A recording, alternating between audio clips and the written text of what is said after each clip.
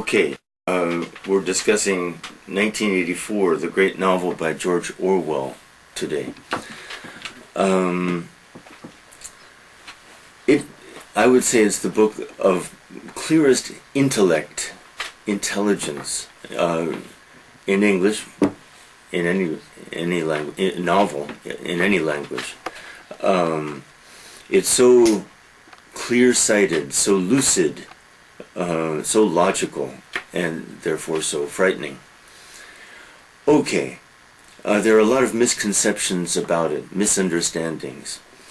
Orwell published the book, I think, in 1949, and people want to think, I think this is a Korean tendency, since Koreans tend to, okay, I would say Koreans tend to be more superstitious than some people, though Americans are quite superstitious too. And Koreans especially like predictions of the future. Nostradamus, things like this. Okay. So people think that this book is somehow a prediction. No, it's not a prediction. It's a what-if book. It's true, in 1949 he projects into some future, 1984, but he's thinking, what if this were to happen? Or even, is it possible that this could happen? The this is absolute power, absolute political power. Orwell had visited the Soviet Union during the 1930s, the Stalin era. At that time, he had been a socialist, and earlier. I better explain about Orwell a little bit. Good private school education, but no university. Lived abroad, in India especially. And relatively early, when was Orwell born? I don't remember, but let's say... Let's say 1900, though I don't think he lived that long, but maybe. During the 1920s, he became a socialist, like many British intellectuals, like many European intellectuals, like some American intellectuals. Why? Well, the 1920s, the roaring 20s as we call them, and we'll deal with them sometime in The Great Gatsby. We'll talk about that important book sometime. An era of great prosperity, generally, but I have to keep backing up. World War I, 1914 to 1918, seemed to thinking people to be the death knell, K-N-E-L-L, the death bell, so to speak, of the bourgeoisie, the middle class, the capitalistic middle class in the world, especially in Europe. World War I was such a mess. It shouldn't have happened, but as always when historians look at it, look at things, there's a certain inevitability about it. Excuse me, I better back up some more. Sorry. Okay, the 19th century, 18th Britain and England, England and France, but 19th, the rest of Europe, was a time of the chasing after colonies. It was imperialism gone wild. It was the age of European imperialism worldwide, because after all, England or Europe controlled the world in the 19th century, except for North and a little bit South America, because we Americans stood our ground. But European imperialistic aggression was so unbridled, uncontrolled during the 19th century. Now, one problem was that the French and the British had a huge head start. The British had this huge empire controlled by their navy, by their ships, and they had the strongest in the world during that time. America slowly growing to pass them in the 20th century. Britain had a huge empire. The French also had quite a large empire, but they had lost to the British some key places, for example, the United States, and other places. Germany did not become a unified country until 1871. Italy did not become a unified country until 1871. And these countries found themselves hopelessly behind in the race for colonies. And so they very aggressively started pursuing colonies. And the Germans, frustrated, opposed the British from time to time. So during this period, the European countries started to make alliances. And this alliance business is a recipe for disaster. Or, more accurately, this alliance network was a recipe for a world war. Why?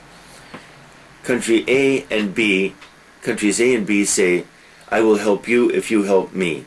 If anyone attacks me, you help me. If anyone attacks you, I help you. C and D, seeing this, say, I don't like this. C and D, let's be friends. If anyone attacks you, I help you. If anyone attacks me, you help me. And so the network just grew and grew and grew.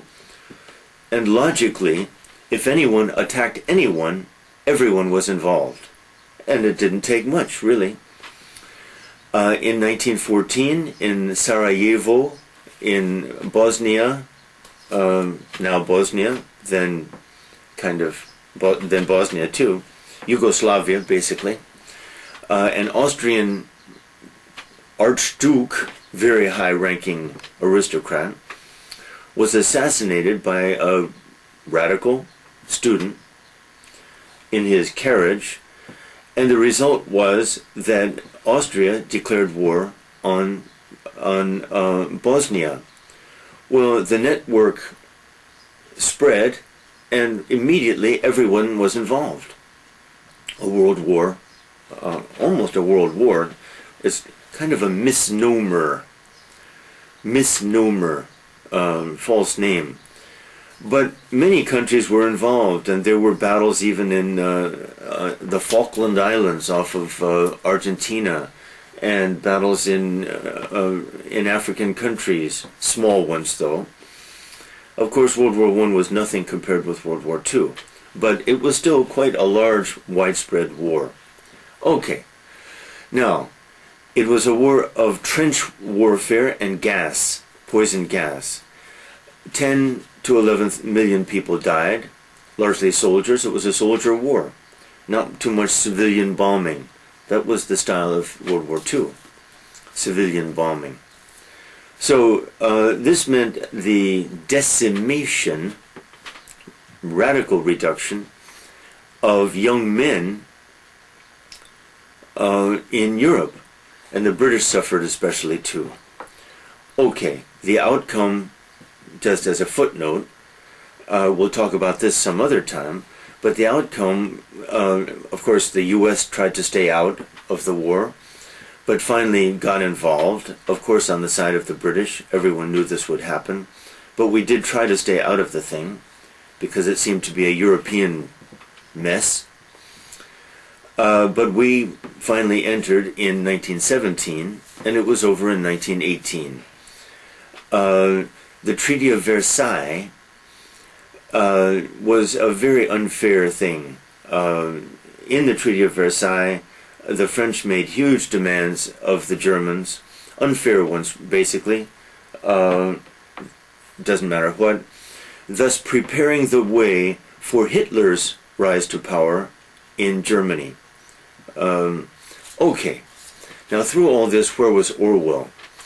Orwell was, like any thinking person, was disgusted by World War I. It seemed to be imperialistic, middle-class, capitalistic men and their corruption which had created that mess. And surely something more just, something juster than democracy, which was basically middle-class power, bourgeois imperialism, really, surely a juster form of government was possible than democracy, because democracy was simply capitalism in disguise and imperialism. And so these people were very attracted to Marx, Lenin, and socialism. Why? Because they were bad guys? No, because they were good guys, actually. I think they were idealistic. They believed that if a true socialism could be established, then the huge differences between the very rich and the very poor would be evened out a little bit, or a lot. And this is a noble aim. Who could deny that? A bit too idealistic as things have turned out. Okay. In Russia, especially, well, then in 1929 we had the stock market crash and the depression, the Great Depression during the 30s, which hurt many people, especially the poor, the lower laboring classes. More reason to become a socialist with Orwell. Orwell rose in the Socialist Party, and he was even invited to visit the Soviet Union under Stalin. But he saw what was going on through the play, through the staging, and he saw that it was a brutal, brutal system. And so all of this was the background to his writing of 1984. In 1984, what has happened? Okay, a world war happened, and then apparently maybe even an atomic war, a nuclear war, had taken place. Destruction, huge. Death, huge. But out of that situation had arisen a government in England. Okay, what's the situation? There are three empires, not empires really, territories in the world. Oceania, comprising England and the USA, though the whole novel takes place in England. Eurasia, Europe, Russia, and East Asia, Southern Asia, and Africa. Now, we never really know that this is true. More information. Oceania, England is no longer England, but is part of a territory called Airstrip 1. London is still the capital of Airstrip 1, though. Okay, who's in power in Oceania? Big Brother. Big Brother, his picture is everywhere, just like Stalin's was, just like Kim Jong-il's, I'm sure, was, and Kim Il-sung's was. Really, the parallels between North Korea and the situation in 1984 are striking. The parallels are very, very close in general. What does this mean? One man has absolute power. His party supports him and enforces the rules and all that. And no one dares to oppose him at all. Anyone who does, or anyone who does anything, maybe, winds up in one of those camps in North Korea, where at least 200,000 people are, and where the most horrible things happen. Okay, that's the parallel. The same thing is true in London, in England. Big Brother, Stalin, and his party, the party represent 15% of the population. The rest of the population are all proles. Prole means proletariat, Russian term for the working class. The 15% is divided between the inner party and the outer party. The inner party, 5%, even less maybe. The outer party, many. Okay. They control everything. Their control is absolute. And what the novel shows is that such a situation is possible. North Korea. Such a situation is possible. And yes, it is possible to keep power. Because the party has studied the past. They're very intelligent. They've analyzed Nazi Germany, Stalinist Russia, which had fallen, and other regimes, regimes, and they have discovered the mistakes that those people made. And they, the party, are determined not to make the same mistakes, but rather to learn from those mistakes. Okay, enough background for a moment. The main character is Winston Smith. He's 39 years old. He's an outer party worker. He works in one of the 4 ministries. He works in the Ministry of Truth. But the Ministry of Truth produces only lies. Just like the Ministry of Love produces only hate. Just like the Ministry of Plenty produces basically poverty. And the 4th one I don't remember. Justice, probably. Absolutely, justice. Okay, Winston lives in a small apartment, in a big apartment, government apartment building. Nothing works very well, but in the opening scene, Winston wakes up to the television. Get up, time to get up, rise up and work for Big Brother, hooray, Big Brother, blah, blah, blah. Smith, you there in room 1003. The telescreen not only transmits pictures, but can see us. And telescreens are everywhere, everywhere. Now that, of course, is a big difference between this and North Korea. So if the North Koreans had the money and the technology that these people had, and it's not much, there would be telescreens everywhere, and resistance would be even more impossible. And that's the situation. Okay, get up there, Smith, you there in room 1003. Get up and do your exercises. 1, 2, 1, 2, 1. And they're watching him, and he has to get up. He's in pain, he has some sore, blah, blah, blah. But he gets up. He's a smoker and a drinker, of course, everyone is. But he gets up.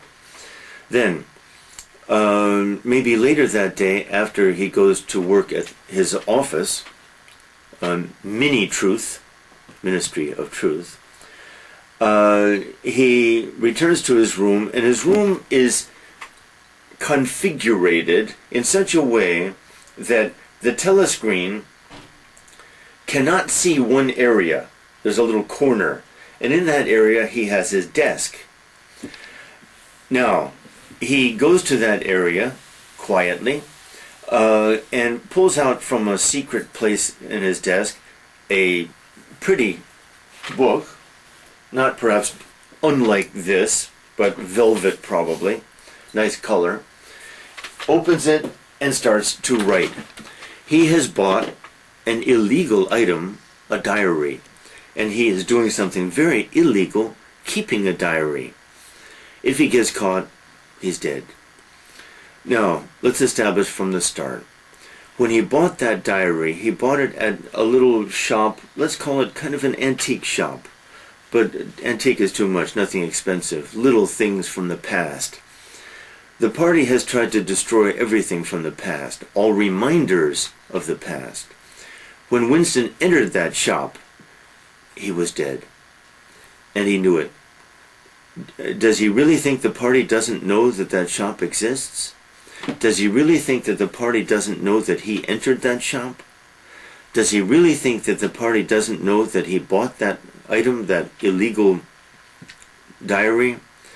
Now, more important, does he really think that the party who designed the apartment, who designed the building, they designed everything, doesn't know about that little corner, that hidden corner? Of course it does. It put that corner there. Does he really think that he can write things in this diary and not be discovered? He's been watched through the whole thing already. So from the beginning of the novel, 2 things, to simplify a lot. From the point of view of Winston, the novel is about a suicide, because it's an act of suicide. he's committing suicide. From the point of view of the party, this novel is an experiment. This party watches him all the time. The party knows everything he does. There is no way that the party doesn't know. So why are they letting him do this?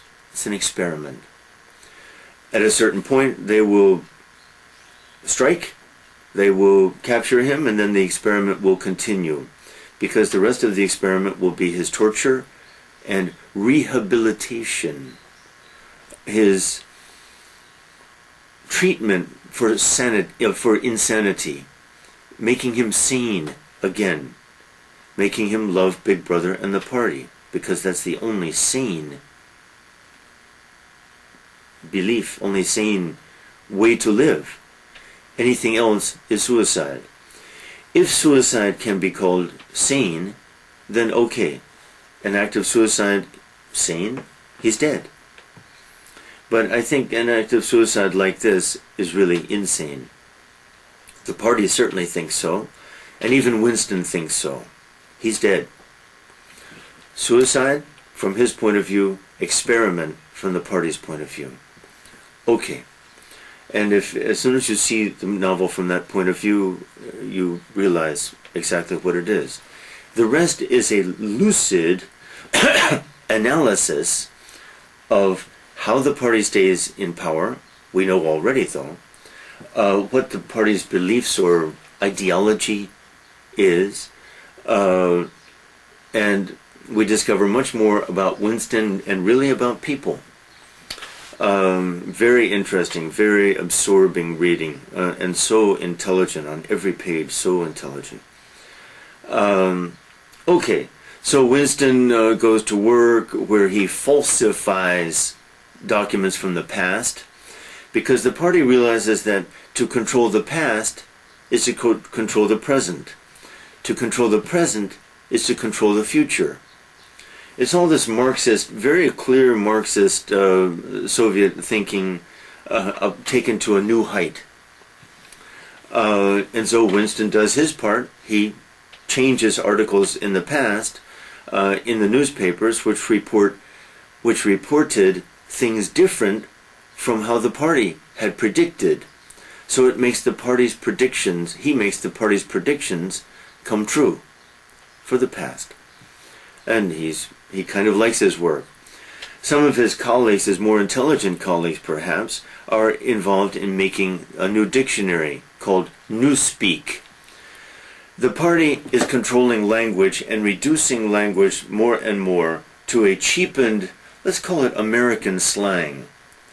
That is a vulgarization, vulgar, V-U-L-G-A-R, a vulgarization and a diminish of words. Why? Because if we can't say things, if we can't formulate by words feelings or ideas, then our power becomes much less, and the party's power becomes much greater. Controlling language. Very clever, and they've already done this. And so we have all these, what we would call acronyms. From a conservative point of view, acronyms are terrible. Acronyms are a confession of poverty of language. Even USA. Okay, no one is that conservative. It's kind of absurd. But especially in America, the number of acronyms that we have is huge. And in any socialistic country where the government is so vast and so pervasive, the number of acronyms increases even more than in the US. So, Newspeak. We watch him through a day. The food at the cafeteria, terrible. The vodka, terrible. The cigarettes, terrible. All made by the party, of course. And all the time, we get on the telescreens, some telescreens just huge, like buildings, bulletin, bulletin. We are at war, of course, with East Asia. And we get these bulletins about these great victories that our armies are winning over East Asia. 100,000 prisoners. We even see mass murders of prisoners, Asians. This hatred of Asians. Why? Because they're the enemy. Okay. And the people laugh at the murders, laugh at the executions, laugh at terrible things. So we see a coarsening, C-O-A-R-S-E-N-I-N, coarsening of human sensibility, of human moral feelings and sensibility, all worked by the party, and all helping the party to stay in power. Other things we see in marriage. The party doesn't really like marriage, because in marriage, or in love affairs, two people are coming together, exchanging feelings and ideas which the party cannot control. So the party only countenances, tolerates, permits marriage for reproduction. And the party is very negative about sex. And so all women and girls join the chastity league, the anti-sexuality league, and they have rallies and demonstrations and enthusiastic hikings and athletic events for girls to promote chastity and to discourage sexual contact between two people. And even in marriage this works, because the telescreens, after all, are everywhere. And the little children, when they're 6, 7, or 8, are encouraged to spy on the parents. And a good child will be a good party member, of course, and will be very enthusiastic about the party, and will certainly betray his or her parents, and this happens twice in the novel. So, what can happen? Nothing can happen. The second two most important characters are introduced in part 1, and the whole novel unfolds in a relatively predictable way. The first time reader can't see all this. The second time reader can't see it either. Can see more, though, of course. By the third or fourth time, one sees the inevitability of everything in the novel. The only question in the novel really is, when will the party capture Winston and torture him? That's the only question. One might say, and why do they wait as long as they do?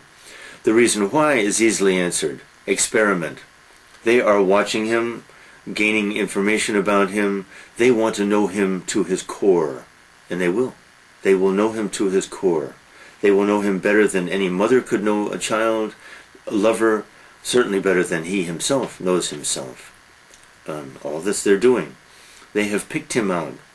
Later we will learn why. Well, I'll tell you now. Winston is still legally married. Excuse me. His wife was Catherine. They have been separated for 11 years. He has no idea where Catherine is. Catherine was an enthusiastic member of the Chastity Club. Catherine hated any contact between the two, did it only for the party, submitted only for the party, and Winston hated it, and hated her. Hated her, I think, because she so stupidly accepted everything the party said. So we see that Winston has this edge of hostility for the party. In fact, his opening words in his journal, his diary, I hate Big Brother, down with Big Brother, down with Big Brother.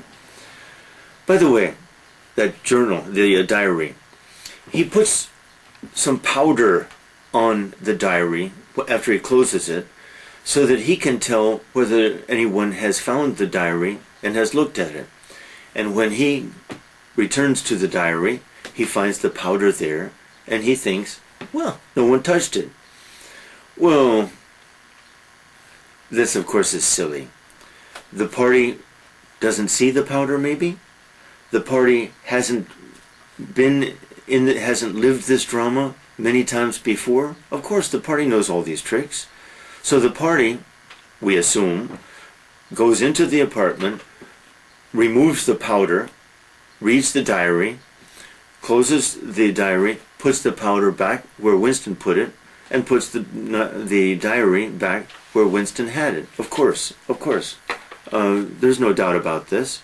As soon as you begin by the position of the room, as soon as you begin from the antique Goldongpum kind of little store, knick-knack store, bric-a-brac is what we call it, which the party controls too, all this is absolutely inevitable. Back to our story. Winston hates the party. Established that. And anyone who appears to love the party, he hates also. Or he feels contempt for as a stupid, mindless person. Okay. Toward the end of part one, Winston has been noticing every day in his office building, at 10 o'clock in the morning maybe, they have a 2-minute hate. That's when the party members go to like a movie theater, small though, and the party shows pictures of these enemies of the party, enemies of Big Brother, and the party members scream, hate, hate, hate, call him terrible names. And Winston notices, and Winston does this too, though Winston, of course, does not hate this man. And he notices a pretty girl. Her name is Julia, we learn. And she is especially violent in her hatred of these enemies of the party. And in one rally, she even throws a dictionary at the screen. Well, Winston really hates her. How can she be so stupid? How can she be so enthusiastic for this monstrous party and this monster Big Brother? By the way, does Big Brother exist? I think probably not. And let's establish something else. Oceania, Eurasia, East Asia. At a certain time in part 2 of the novel, because the novel is divided into 3 parts, by the way. This facilitates analysis, makes easier analysis. At a certain point in part 2, there's a massive rally in Trafalgar Square in London, not called Trafalgar Square anymore, of course. Victory Square, maybe. To cheer the soldiers on.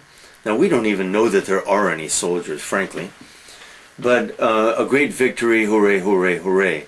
And in the middle of the rally, maybe 200, 300,000 people in the square. Huge. The speaker announces, "Bulletin, bulletin. We are now no longer at war with East Asia. We are now at war with Eurasia. Hooray, hooray. Hate Eurasia, hate Eurasia." Instant shift of allegiance. Everyone knows they better make that shift, or the party's watching. The telescreens are watching. And people make that shift. It's the most obvious example of what is called doublethink. Now, doublethink is the ultimate victory of the party. Doublethink means that one can believe something and its opposite, fully believe at the same time. And the person who can't do doublethink is the person whom the party is looking for, and they will find and eliminate that person. Now, of course, everyone will pretend. Some really believe in doublethink, because in practical terms, doublethink means the truth is whatever the party says it is. And later, Winston will believe that 2 + 2 = 5, and he'll believe it. He will suffer greatly until he believes it. Doublethink then is, if you like, truth. Truth is what the party says it is. To oppose truth is to die. To die may be a horrible death. Okay, back to our action. The girl who threw the dictionary, pretty girl, wears the chastity belt, anti-sex chastity. One day, Winston is walking through a long underground corridor hall, and he sees the pretty girl coming toward him. He hates her. He wants to strangle her. He wants to kill her. He hates her so badly. Why? Because she is so stupidly supporting the party. She kind of falls down, and he politely reaches out to help her up, reaches his hand, and they make hand contact. And she leaves a piece of paper in his hand. He cleverly conceals this and walks on. She walks on. He gets back to his little office, which is about as big as a toilet stall in a public toilet. Reads the paper, and it says, "I love you."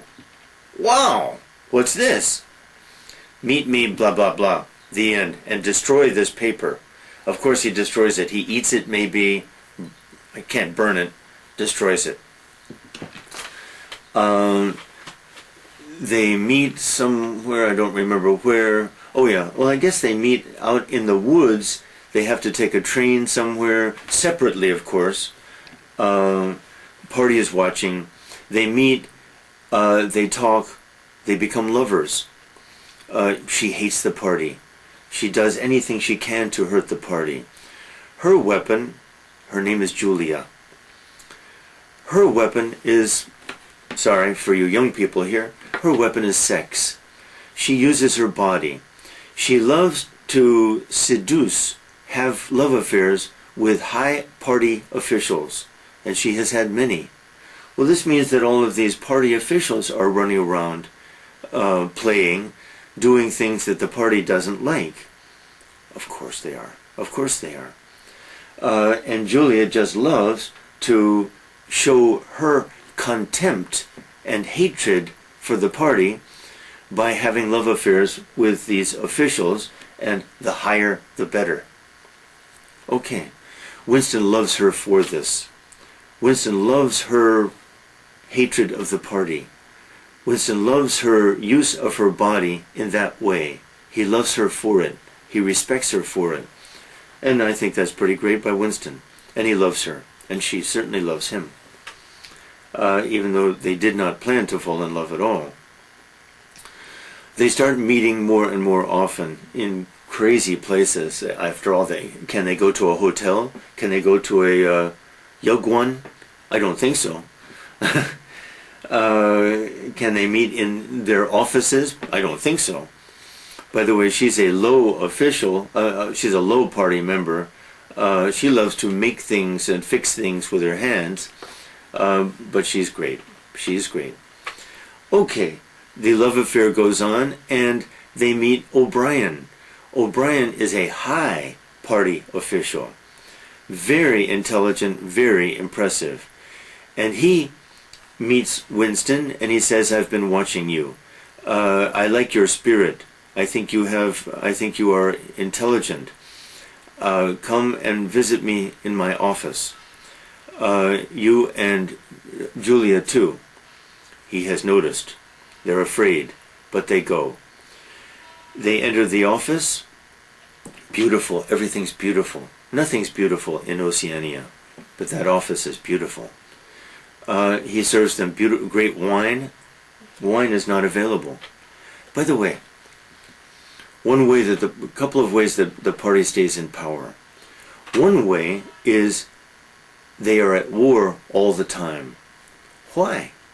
Because under wartime conditions, governments have special powers. Any government, American, Korean, any government has special powers when the country is at war. Stay at war. Second, always shortages. There are always shortages, too little. Shortages of even food, but especially things like razor blades, deodorant, cigarettes, shampoo. Wine is impossible to get. Chocolate, impossible to get, except on the black market in the street. By the way, this is very similar to North Korea, I think. Same. Are these things available in the black market in North Korea? Yes, we hear they are. And the black market is an interesting phenomenon. The North Korean government tolerates the black market. I feel sure they do. Why? Because it means there's less discontent, anger at the party, because people can get things they need and want. Could the North Korean government eliminate the black market? I think so. I think they could. Did Kim Il-sung and Kim Jong-il read 1984? I'm sure of it. I'm sure of it. It's their textbook. Of course, Orwell had read other textbooks, but at least in a novel, it's more interesting. Black market, interesting. Okay, so we're in O'Brien's office, and he turns off the telescreen. You can't turn off telescreens. It's impossible. O'Brien can. Julia and Winston are so impressed. And then O'Brien announces to them that he is a member of the Brotherhood. The Brotherhood is the opposition to Big Brother and the party. No one knows for sure that the Brotherhood exists, but O'Brien says, yes, it exists, and I'm a member, and I want you to be members too. Okay, I love it. I love you. Well, this is so stupid. The Brotherhood, of course, could not possibly exist. O'Brien, of course, is a high party member, and he's simply luring these two fools on in their act of suicide. Everything is painfully obvious, but Winston, after all, started committing suicide at the beginning of this novel, and has now decided to continue. Okay, so O'Brien says, are you willing to set off bombs in public places and kill innocent people? Yes. Are you even willing to throw acid in some little child's face for the party, for the Brotherhood? Yes. Are you willing to separate, to leave each other? No, says Julia. Winston hesitates, and then he says, no. Very interesting. Now let's examine this. First of all, Julia and Winston have said that they would do things, horrible things, just like the party does, the same kind of thing. Then where is their moral superiority? How are they superior morally? They're not. So any claim of moral superiority by Winston and Julia is lost right there. Okay. So O'Brien says, I'm going to give you a book written by our Brotherhood leader. Read it. Doesn't matter about the book or the author. He finds a way to give him the book. In fact, during that big political rally, 200, 300,000 people, someone comes up behind Winston and slips the book to him. Who could see? No telescreen could see that. Safe. Now, Winston and Julia have rented a room up above the Guldongpum, the antique, the knick-knack store, where they go all the time. Could the party not know about this? Of course the party knows. Of course the party knows. But they go there all the time, and they have their love affair there. And there, Winston reads the book. And we read the book too. It's about 40 pages of the novel. Some people don't like it, but that's foolish. To read that little book within the book is to understand the party even better. What the party is doing, why the party does what it does. Because this book analyzes the party. Winston is hungry for this information and loves it. Julia falls asleep. In fact, Winston calls Julia a rebel from the waist down. In other words, not up here, only waist down. Interesting. But she loves that, and it's true. Okay, end of part 2. They are in bed. He's reading, she's sleeping. They're both naked in their little apartment. They get up and look out the window. And they admire a kind of old woman who's hanging laundry out there across the way. She's a prole, lower class. Now, Winston admires her. She's hardworking. She's singing. She's singing old songs that Winston remembers and loves. And Winston has tried to recall some of these old songs because they represent the past. And the past was certainly better than the present. Even though the past was bad, the present is horrible. And Winston says at a certain point, we are the ones dead. That prole there is alive. Julia says, yes, we are the ones dead. And then suddenly a voice says, you are the ones dead.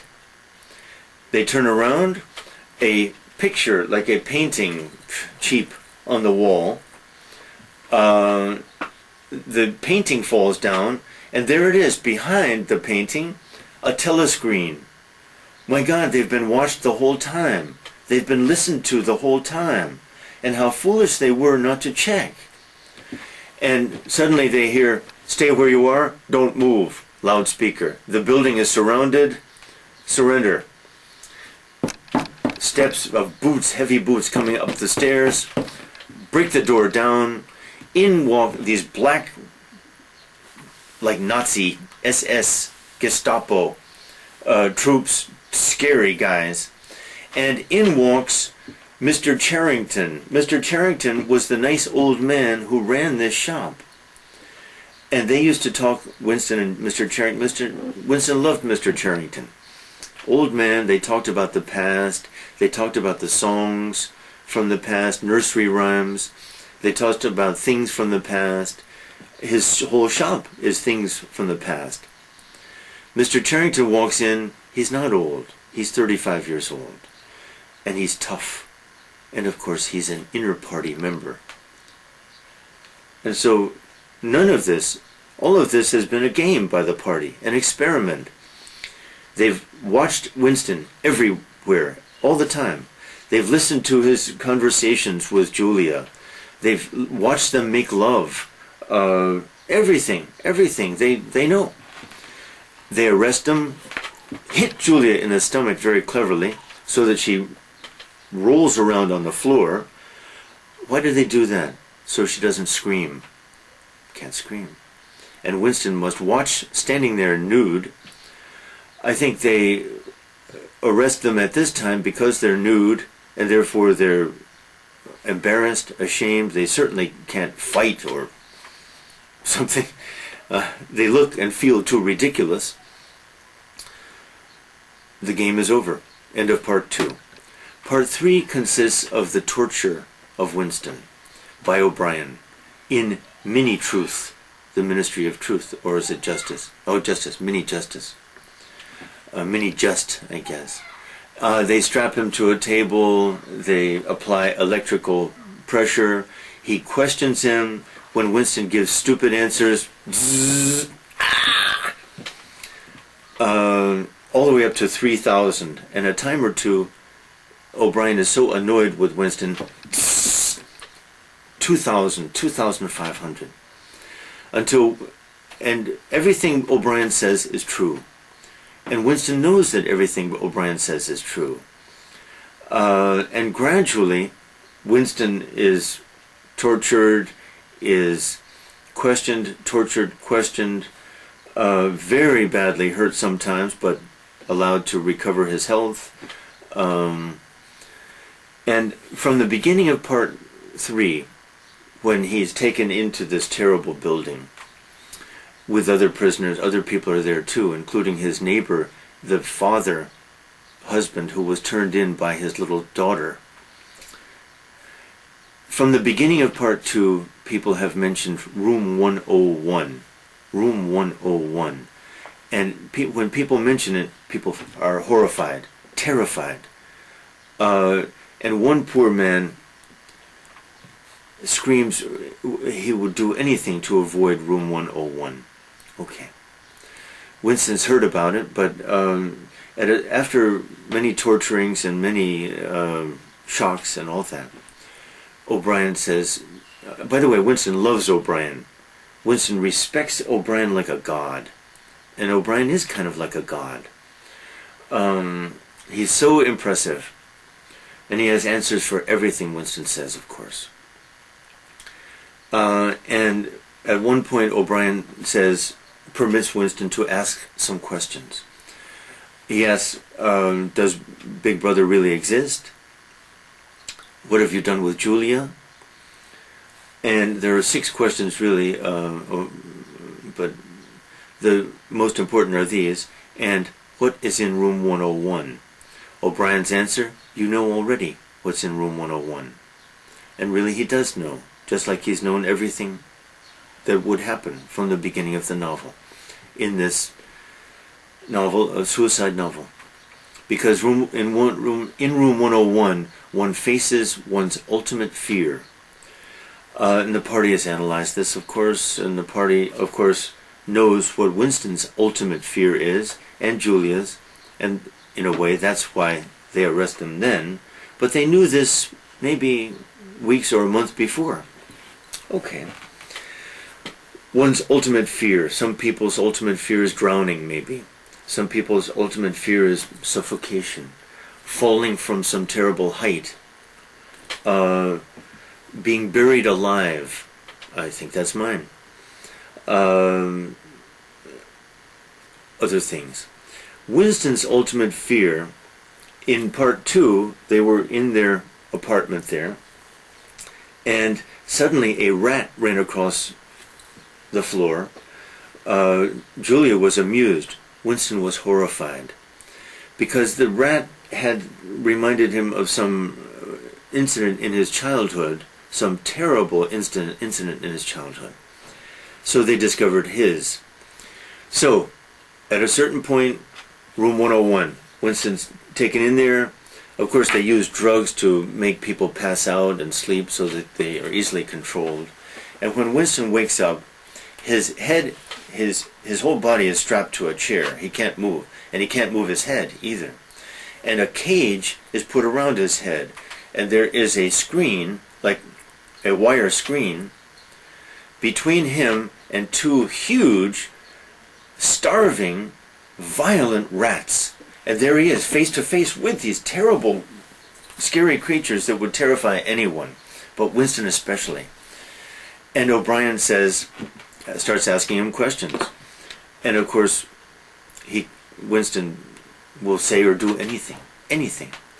And then, just when it looks like O'Brien will remove the screen, these rats will eat his face off. I mean, it's a horrible, horrible thing. The Chinese invented this thing, by the way, apparently. Chinese were very good at this kind of thing, apparently. Winston screams, no, don't do that. Do it to Julia. Do it to Julia. Wow. The end. The cage is taken away. Winston is set free, we learn. Why? Why that? That's exactly what the party wanted. That destroyed any love that would be possible between him and Julia. Meanwhile, Julia is undergoing similar torture. Finally, at the end of the novel, Winston has some easy job. He can spend most of every day in a bar watching the telescreen. His mind is kind of... He now loves the party. He loves Big Brother. He is sane. He runs into Julia. Julia has a large scar across her forehead, which she covers with her hair but can't cover. And she's changed too. And they talk. Winston tries to put his arm around her, but it's hopeless. She's changed. He's changed. Even physically she has changed. She's thicker, kind of. And I think probably her ultimate fear was the loss of her beauty. And that's what that scar did. And that changed her. And probably she said, do it to Winston. Do it to Winston. So they have a few words, but nothing. And the novel ends with the words, he loved Big Brother. He's sitting there drinking his gin in that cafe. He loved Big Brother. It's hinted that someday, at some time, some party guy will come up behind him and put a bullet in his head. Boom. And that will be the end. Until that time, he loves Big Brother, and when that happens, it's okay. The end. Questions. From Winston's point of view, what is the novel about and why? From the party's point of view, what is the novel about and why? Those are the two main questions. Why is love impossible? Number 3. Why is love impossible in that world? These are very big questions. A much smaller question, discuss Julia. Winston too big. That's enough, I think.